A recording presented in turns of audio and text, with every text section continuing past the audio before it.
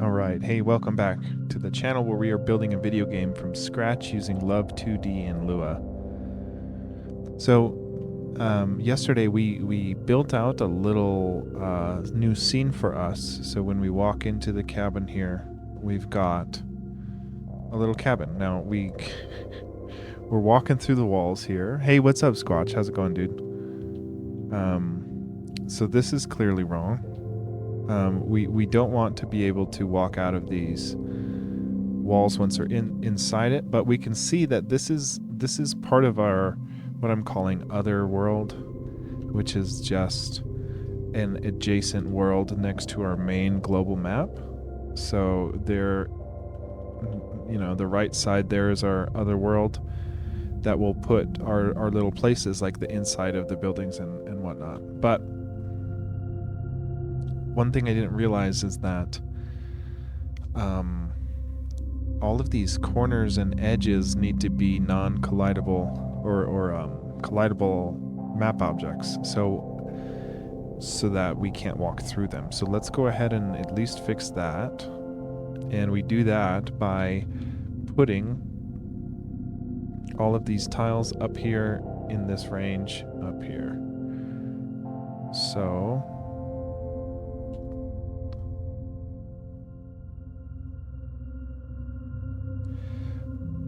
we can move all of these up here. We'll have to redraw it in our tiled application. But then we also need if we want to be able to warp back outside, we need to have a above ground level layer. It's actually a top level tile layer of just this stuff, just the brown here, so that we can render it over our player. So I'll just duplicate this, and this will be our above ground layer stencil. And today's going to be a short stream because I am just torched.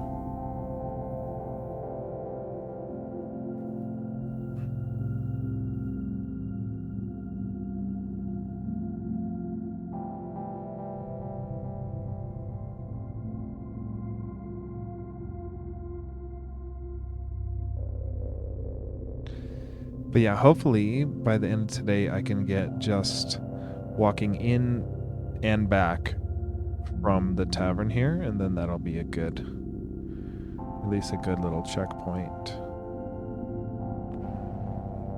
Hey, it's going good. It is going good. It's just I'm just like stretched too thin, like working full time and trying to do hobbies and side projects and school on top of it is just too much for me. So I'm definitely like just drained, but it's a really good class and we're learning a lot, and it's a lot of just practice problems like on hacker rank and talking through solutions and stuff. So at least it's more talking with real programmers and working on problems and that sort of stuff. So I think it is really good.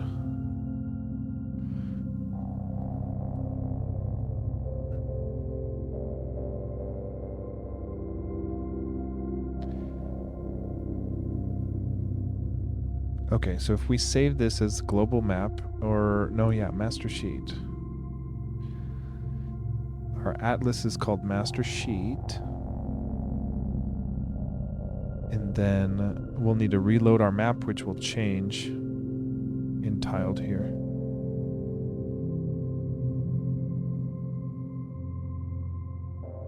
Yeah, it really sucks because it's like, on one hand, see, look at, I changed all the tiles here. Oh, that's okay. On one hand, you're like, I really want to program on all kinds of stuff. It's just that the energy literally just is not there.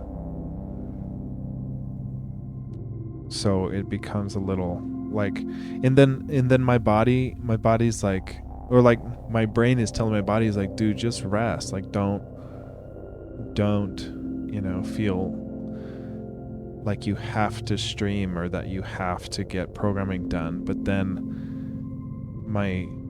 so if that's my brain, then my body is like kind of telling me, it's like, dude, if you don't program, you stagnate.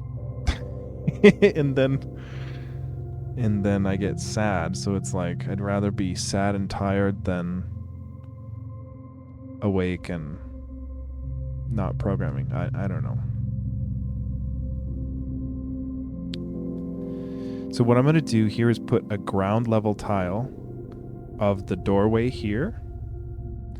And then on the top level tile layer, I'm going to put that transparent part. So like that's the part that renders on top of the player.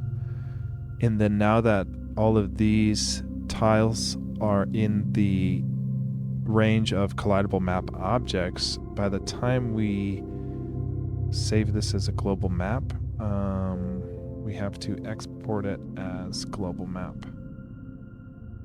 And then hopefully we'll be not able to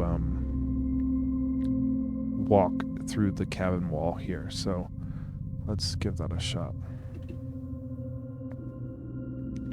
But the game's coming together. Like, I'm happy, we've got the inventory system, we've got different tunics and different spell casting. We're just starting to implement warp. I call them warp zones, which is like to trigger a scene transition like that. And then look, and I can't walk through. I did walk through. I don't know why. Sometimes, well, yeah, we're at 60 FPS. So I'm just trying to see, why did we flip out through the bottom of the floor? This is cool though. Like, I love that we, made the game in such a way that we can easily kind of just block ourselves in. But why did I walk through the floor? Is that just a... Okay, so what's cool... Oh, see, look at that. So from here, we can... Oh, God. It's detecting a collision, so it's moving us. So we've got the stenciling, right? So like the stenciling is going over us, which is good, but we need to add a warp zone so that we can trigger back to the other side. Now, shit. Yeah. Oh, okay.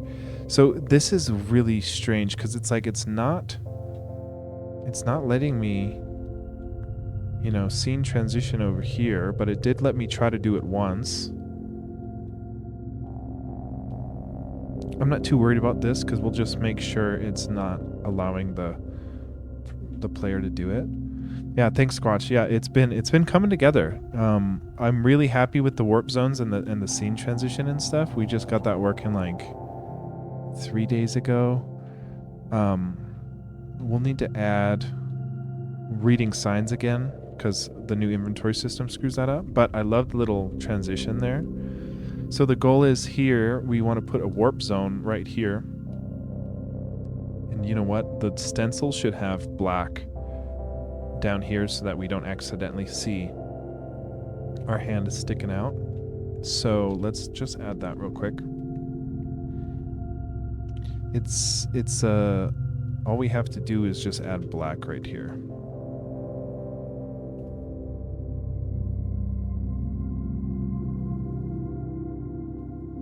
That should be it.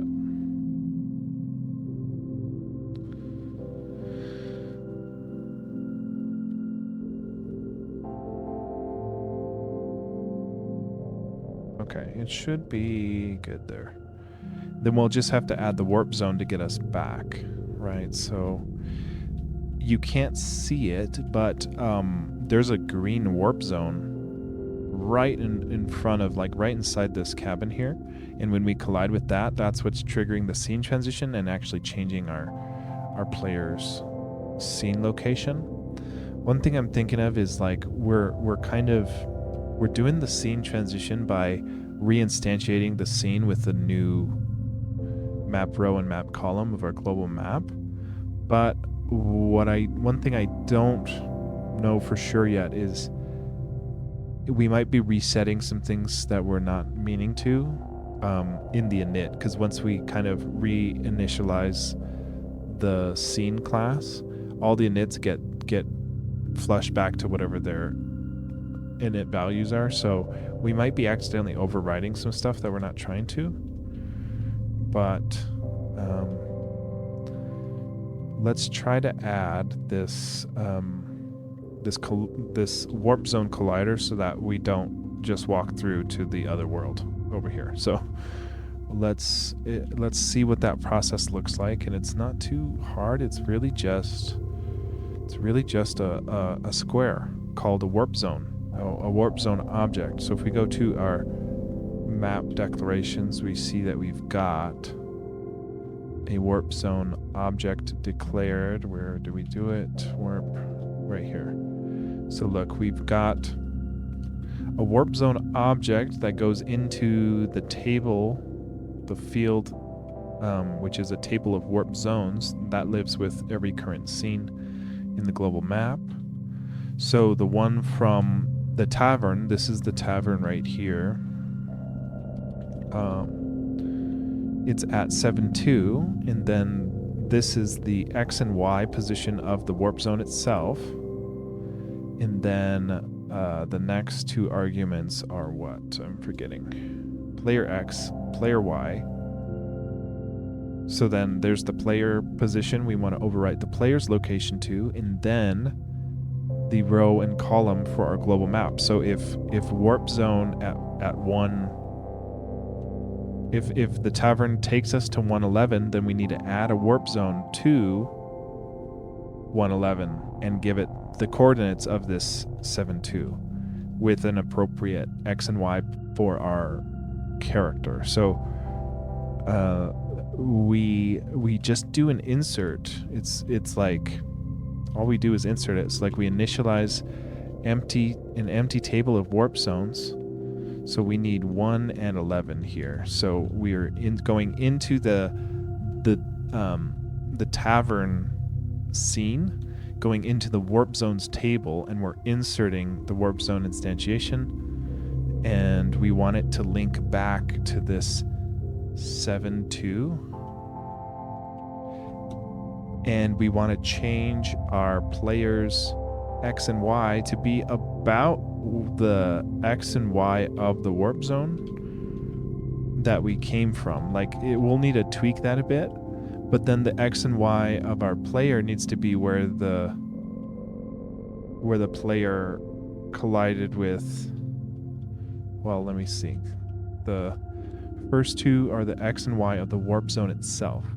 So the warp zone itself needs to be somewhere. We can just place it near the bottom and near the left, and we can just see where that warp zone ends up, and seeing, because we made it bright green so we can see where it was. See, there it is. So we just need to put that warp zone down inside of here, so that when we collide with it, we will trigger that scene transition. So if we collide with it now, let's see. Okay, it looks like it didn't take us to the right location. A warp zone collision should have taken us to 7.2. Huh. I'm wondering what is happening there.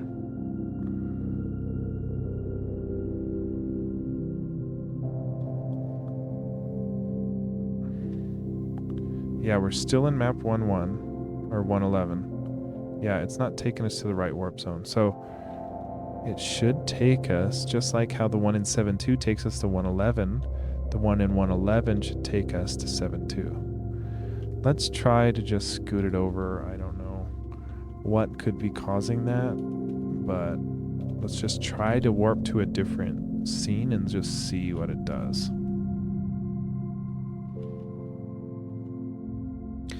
Okay, so 7.4 worked. Why did not 7.2 work? It might have...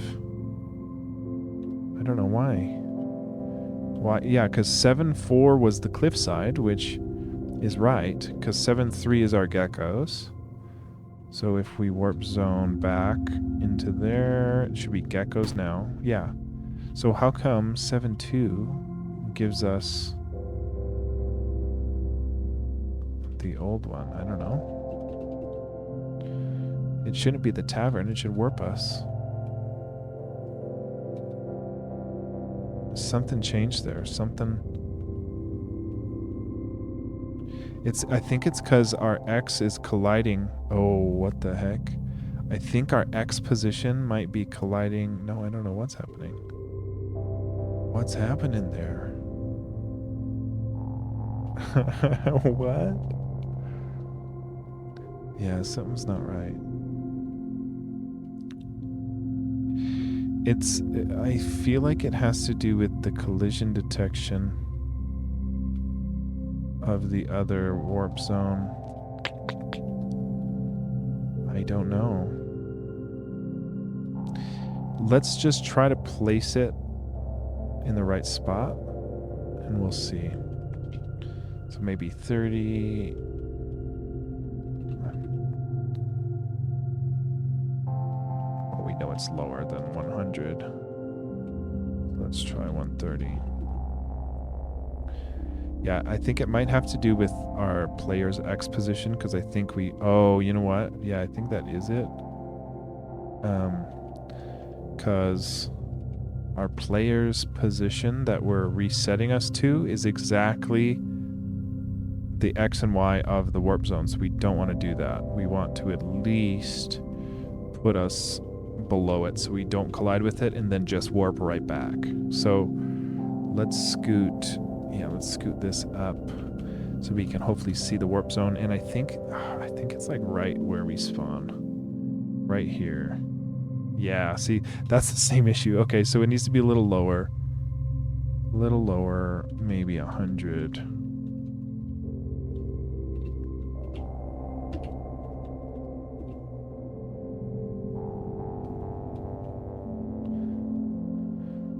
Okay, sweet. So yeah, it needs to be a little lower than that. But yeah, okay. So it looks like we just have to make sure we don't place our character back in a colliding zone of where we're warping to. So we need to move this a little more down. Yeah, I really need to figure a better way to do that. Okay, so little right, little down.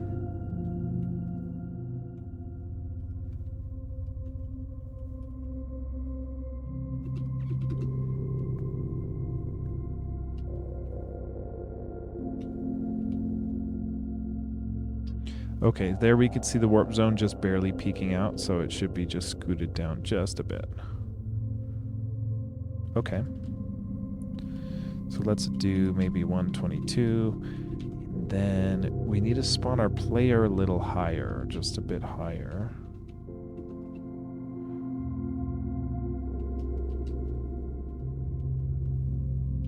Sweet. Okay, we can't walk out of here.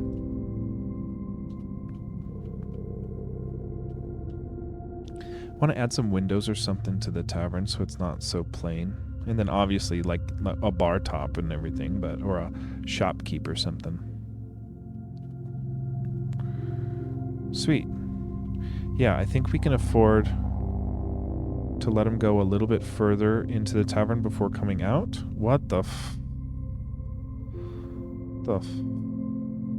what happened there? Oh no, what happened? Okay, I think we need to do... If you don't play nice and keep holding directions when you walk through, it just... it triggered a scene transition. So I think we need to change the DX and DY of our player to make sure it's 0 if we are inside of a scene transition. Or inside of a, I think I call them warp transitions, because a scene transition is what I call just walking from scene to scene, and then a warp transition is like teleporting to another place on the map. So since this is technically another place on the map, I call it a warp transition. So let's go to our play state and find where we're doing this warp.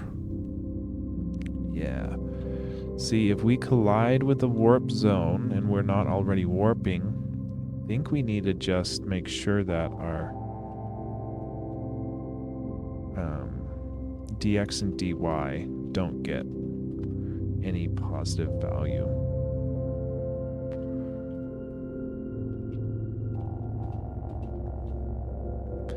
I don't know if that'll fix it though.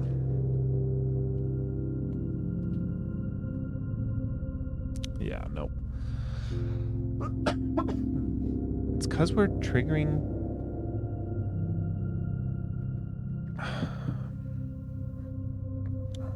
Yeah, I don't know why. We might need something like this if we're in, because what this would do is just trigger it the very first frame that we collide with the warp zone. But if we're in the starting scene transition, that's when we want to flush it to 0. So anytime the curtains are closing, we want to lock it down on the dx and dy front.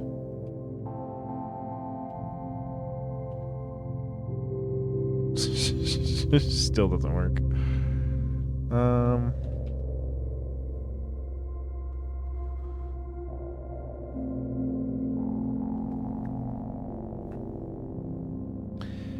Well, let's see. We say if v warping, go load the new scene.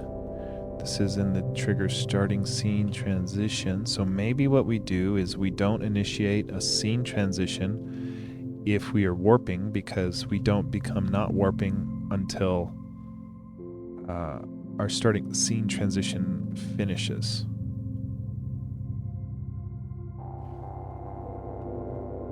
Yeah, so by the time we reset our scene,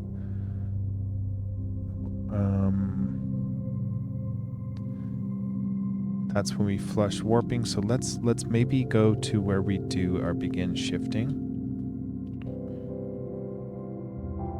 And we'll just make sure that our character's not warping as well. So it's like we only begin shifting if it's this and this. I want to say and G player dot warping is false. So, and not warping. And we would need to do that for every direction. And not player warping.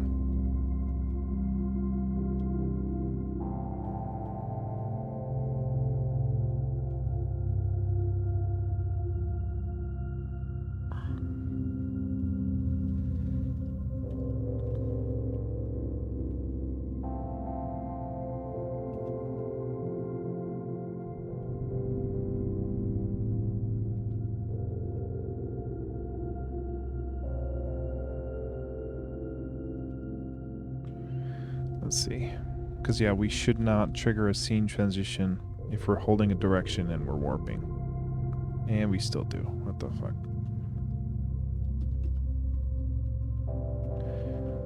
Let's print up this value so I know I'm not going crazy.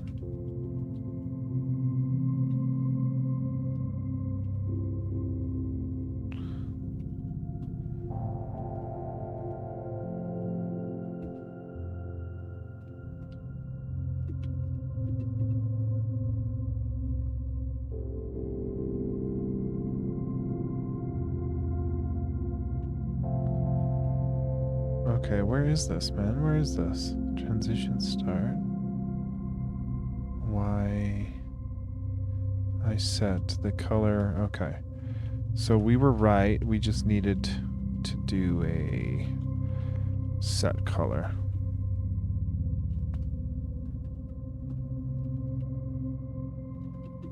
Okay. Should be able to see hello. Okay. And then we should be able to see what our warping is.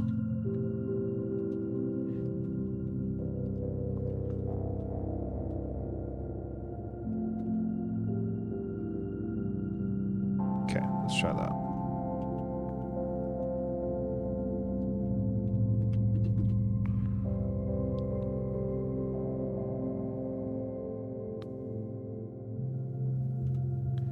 Warping nil. Okay, so it's not keeping track of if we're warping. What the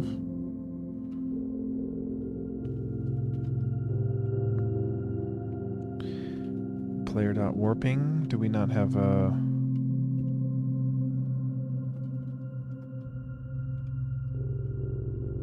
Huh. I think we've got to do... oh, for Lua? Lua is really strange.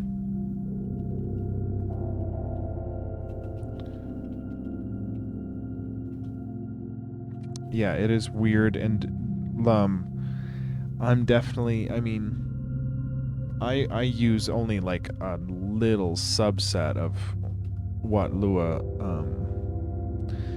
Lua's got some weird stuff. Like I look at, like if we look at like the library code for some of the utility function stuff, that code is weird for me to try to break apart. It's got some weird quirks to it. Let's go to our... Where the heck is our warping getting set? It's a V warping. Where is V in pairs warp zones is warping? It's not a player thing. Huh. So if... Yeah, this is weird. We did... Warp zones is what's warping or not. See, that's weird. Yeah, I don't think I like that. I think it should be attached to the player, not the warp zone, because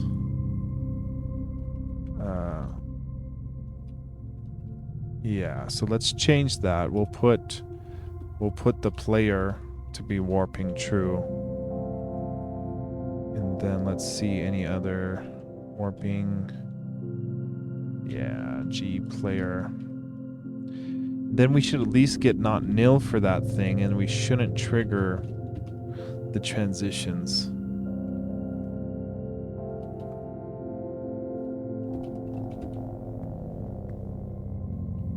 Okay, at least it knows it's warping false and warping true. Okay.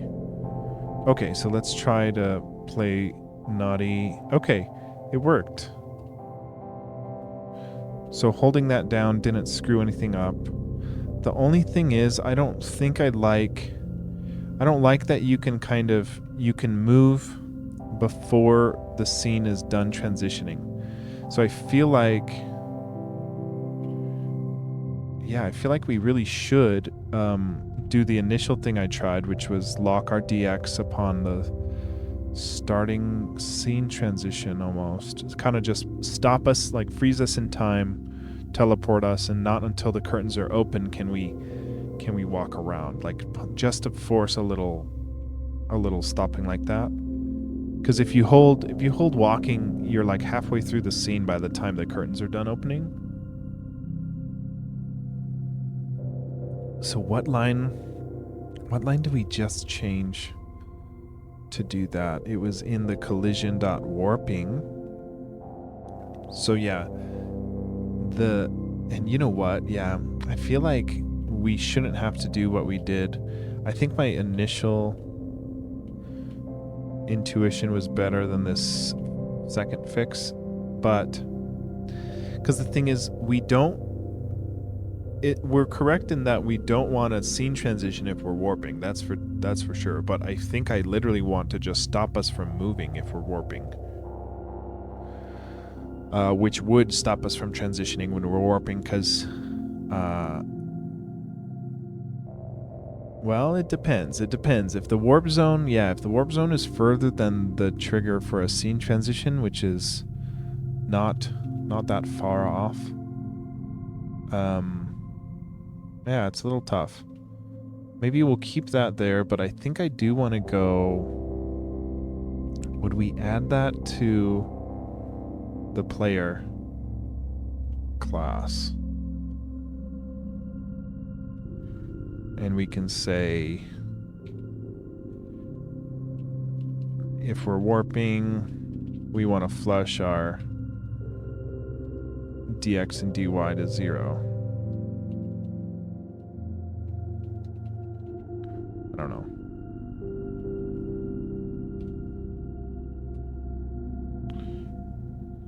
Yeah, it didn't seem to do anything.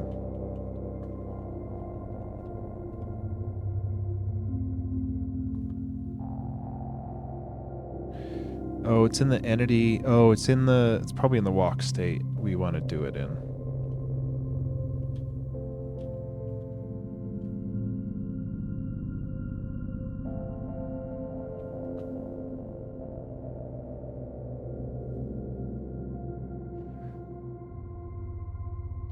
Okay.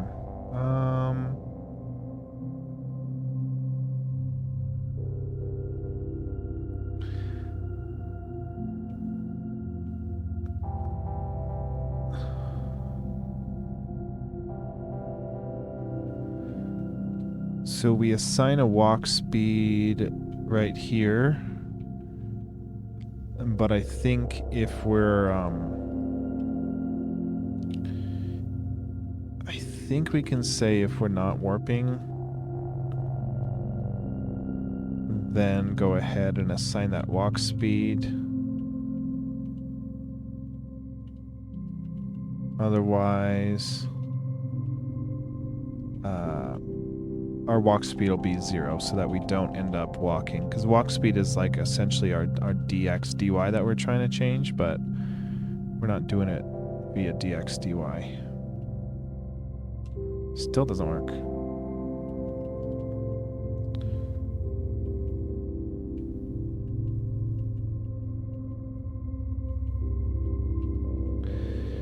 Okay. Because I mean, this is the part of the walk state that's responsible for updating our y position, and it's not via delta y, so it makes sense that that wasn't working. But we're updating it by walk speed scaled by delta time. So if walk speed was 0, that should stop us from walking.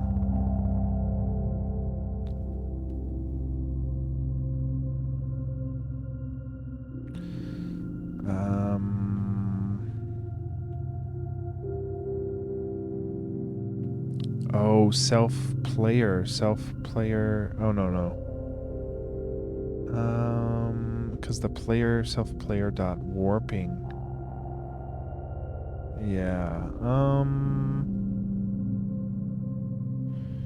We could try to print up what our walk speed is and make sure that's working right, but we can say if self.player.warping is true, then we want our player's walk speed to be equal to 0.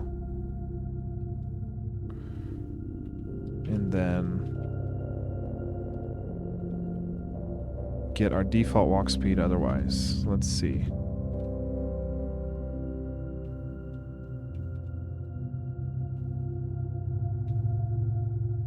That looks like it worked. It's still... Oh, it stopped it? Okay. It stopped it. Oh, okay. So warping... It stopped it when it was closing, but then as soon as it started opening, it let us walk through. So it's like... That did work. I do want to like legitimately pause its animation though. So it's like... It's almost like... Instead of doing all this stuff, we can literally just not update the player if we're warping, which I think is the move. So instead of worrying about all that, when we go to update the player, where would it be? G player update. No. Oh no! Oh man. Oh no. Just looking through my code, it's like, you know, where I'm looking for one thing, I don't even know where to even look. Okay, so at least we know that warping is getting set to false right here, which is too soon. We want it to get set to false once we're done scene transitioning, which is right here. So that's when we want to flush our warping. So we don't want to move on either the scene initialization or the scene finish. So, well, I took off the warping logic. Because I wanted to do, well, if we look at the debugging we put there, it should be warping true anytime the curtains are fading in or out. Yeah, which they are. Yeah. So that's right. So now we just want to not update our player if we're warping. So we just need to find where we are updating our player. Let's see. In our play state, we have a global player. So where do we do the update?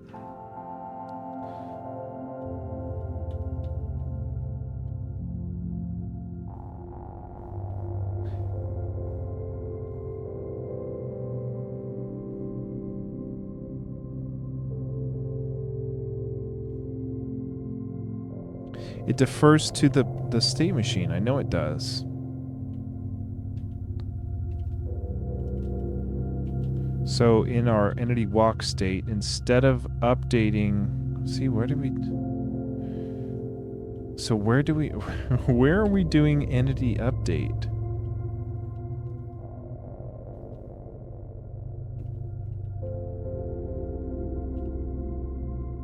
Right here. Okay. State machine update. Oh, this is not entity, it's player. Player walk state is what we want. Okay. So here, we're going to be doing all this stuff. Okay. See, I'm still not seeing where we're literally saying go to the state machine of our player and update it.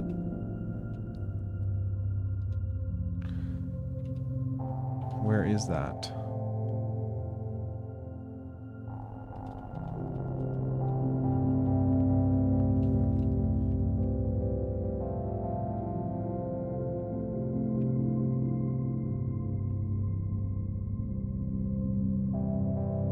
Entity update in our player class. Okay, so right here we want to say if not self.warping, go ahead and update your bad self. Okay, let's see. That might be it. Nice. Oh, we got halfway stuck. Well, actually, that's really close. That's really close. That's exactly what we wanted. Now we just have to get the proper X and Y position for both the warp zone and the player reset. So in the map declarations, here we've got when we warp to the zone, our player is a little too high, so we can scoot him down to maybe 60, and then when we warp back out, it's also a little too high, so we can move our player back up a bit to about 30 and then scoot down our warp zone just a little, so maybe 130. Let's see.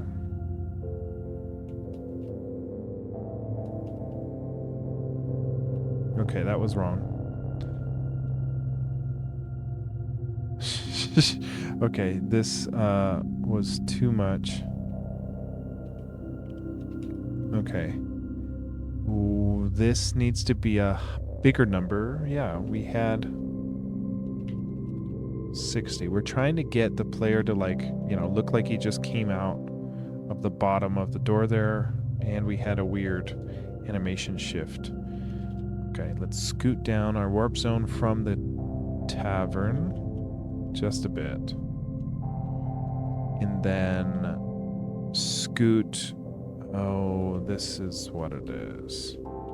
This is the one we needed to scoot downwards. Okay. Let's see. So walking in. Okay, we need to scoot him down just a tiny bit. So maybe like 100. It's weird that we're getting some leftover remnants of animation. See, like we get... Why do we get him wiggling like one time? Oh, because it defaults to the first frame, I think. Yeah, because if he's on the default frame, okay, so maybe we should. Shit. Well, I don't know. It depends on what frame you enter in on. Okay, but this is close. Yeah, we want to scoot. It's looking pretty close, actually.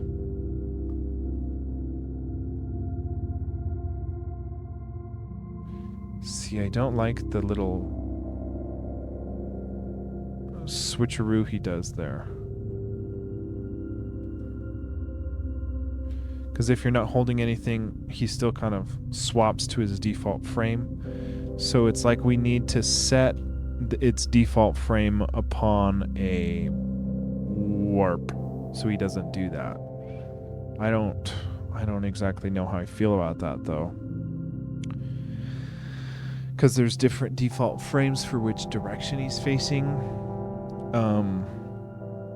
We'll leave a note here.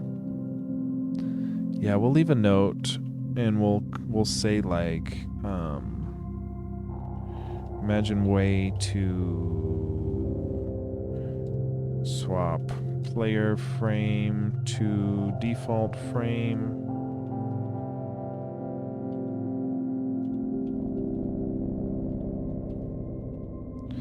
Yeah, because what's happening is, I think what's happening is, well, yeah, why would it be changing the current frame it's on? Oh, I think it's because our idle is screwed up still. If we were to print up what state the player is in, he's always in walk state. And that's our bad for not implementing that correctly. So I think it's, let's go, I'll just add a little comment to our other notes and just say that we need to actually get our idle state working for our player. Because that would fix, I think that would fix this. Because what we could do is say, we would just say idle is whatever default frame is, and then as soon as we trigger a warping, we just set him to idle real quick to kind of flush out any animation that might be about to be updated and switched. I don't exactly know why it's doing it, actually, but my guess is that since we're still in a walk state as we're transitioning, it's wanting to keep changing the frame, and then when we resume updating, it still thinks we're in walk mode for at least the very first frame. I don't exactly know, but I feel like it's something to do with that. But let's get this warping boolean off, and then we can worry about fixing up that animation later. But let's find this warping boolean we turned on. Yeah. Okay. But yeah, at least we've got, we fixed a couple things. We can walk into the tavern. We can't get all screwed up in there. And then we've got a warp zone back out of the tavern. So at least we can kind of go in and out there, and it's starting to feel a little more complete now that we can add multiple scenes to the game. So that's kind of cool. We'll say we added warp back to tavern entrance. Yeah. All right, that's it for tonight. I've got class tomorrow, so I won't be streaming, but then Friday probably be streaming again. So thanks for hanging, and I'll catch you all later. We'll raid out to Salto here. He's doing a Samtober drawing challenge on his channel, and he did the artwork for our background here, so I always like giving him a raid when I can. But thanks for watching. I'll catch you Friday.